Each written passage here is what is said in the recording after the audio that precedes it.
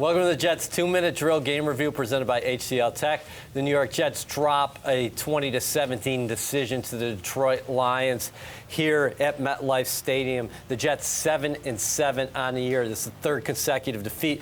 Quincy and Enunwa, all year long we've been talking about the Jets' prowess in the fourth quarter. Today, it was the Detroit Lions who had the answers, most notably a 4th-and-1 play that Jared Goff converts with a 51-yard scoring touchdown to his tight end, and the Jets could not get the equalizer. Greg Zuerlein missing a 58-yard field goal as time expires. Yeah, and this team had been doing well with explosive plays all game. They had a few 20-plus yard throws. The Jets looked like they were in control. There was a few times where it just kind of looked a little bit slow. Then you get into this fourth quarter, and everything went downhill.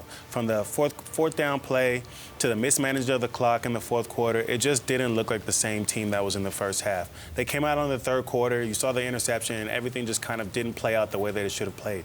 What did you make out of Zach Wilson today, making his 8th start of the season? He throws for 315 yards on only 18 completions. 2 of those completions go to C.J. Uzomah, who gets on the board for his first and second time of the year.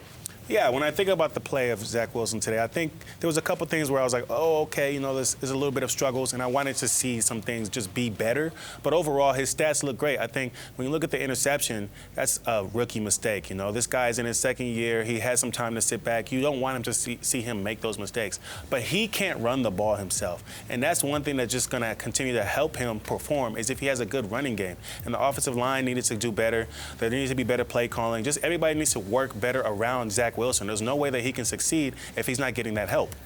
Jets, 22 carries on the ground for just 50 yards against the Detroit Lions. So that Lions defense really sold out against the run. The Jets did make some explosive plays in the pass game. What did you think about the defense today? Because 7 of the Lions' points came on a punt return, and 3 came on the aforementioned interception from Zach Wilson, where Detroit had the ball at the Jets' 13-yard line that set up a field goal. Yeah, I think the defense played pretty well. There were a few moments where I was like, they worried me a little bit, right?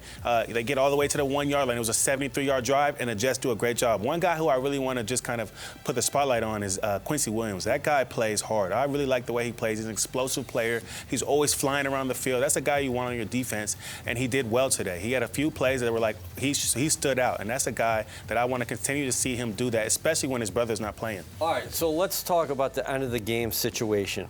Jets down by 3. What's the learning point here for Robert Saleh and his staff? Well, you have 3 timeouts. If you know that you can't take them into the end of the game, you can't take them to overtime, you can't take them home with you. So we got to use them. It just felt like they were keeping them in their back pocket, not paying attention to the clock. By the time they were able to pay attention, it was about 20 seconds left on the clock. Now you have 3 timeouts, and you're scrambling. They get off the ball, and the Lions know you only have 1 second to go. You're not calling timeout, so they get a sack on Zach Wilson. It slows down your drive. They just have to be more mindful of those things, especially in the fourth quarter. This is a team that prides themselves in finishing strong, and they did not do that today. Speaking of finishing strong, the Jets opened the year with a 5-2 mark, so now they've lost 5 out of 7. They are 7-7. Robert Saleh made it clear after the game, we got to win out, and that's the Jets' position right now. Short week, Jacksonville coming to town, and Trevor Lawrence and company just beat the Dallas Cowboys, so this is going to be a tough game. Yeah, definitely.